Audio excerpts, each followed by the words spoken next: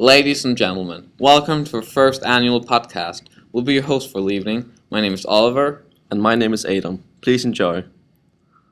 We have chosen to talk about censorship and media enslavement. The books we decided to use are Fahrenheit 451 and the book 1984. In Fahrenheit 451, the populace of the city is under heavy censorship where books are not allowed and even burned.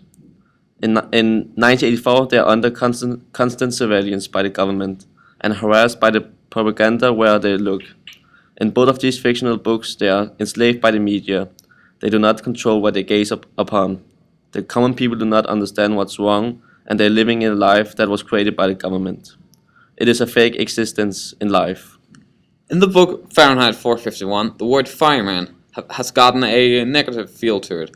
The firemen are proud of what they do and people respect them. But what they do is to control and enslave, not saving people.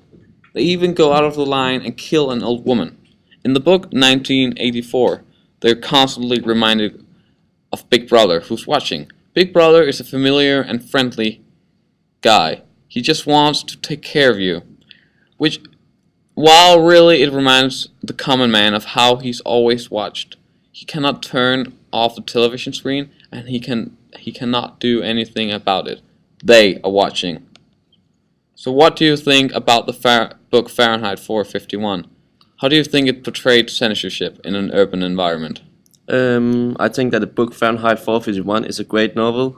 It truly shows how the society would turn out if people constantly live under the premises of controlling government. Without any human rights, people cannot live under the government circumstances. What about you, Oliver? How does the media affect the society in the book 1984? The media keeps reminding the civilians how war is coming to everyone, and without war there would be chaos. In their eyes, war is peace. Adam and I have both written a dystopian story that we would like to read out loud to you, just a small piece of the story, and I'll begin. Here we go. My name is John Marshall. I didn't choose the life in Rapture, it chose me. Rapture was once a pillar of light in such a dark world. And with the constant rising of water levels around the globe, people sought to desperate measures. One man revolutionized the way of living by making the city underwater. His name is Rabak Maabo, and he's the founder and single ruler of Rapture. He's been that since it was built for around 35 years ago. No one has ever questioned his ruling, but why should they? They're all hooked up on his pills. Yeah, and it's my turn now. I want to read a piece of my dystopian story. In the year 2017, the society of Denmark is not the same as it used to be. People living in this society are controlled and brainwashed by the technology that the government have invented. The government doesn't want to have the people to gather around in groups, hang out with friends as the normal life was in the past.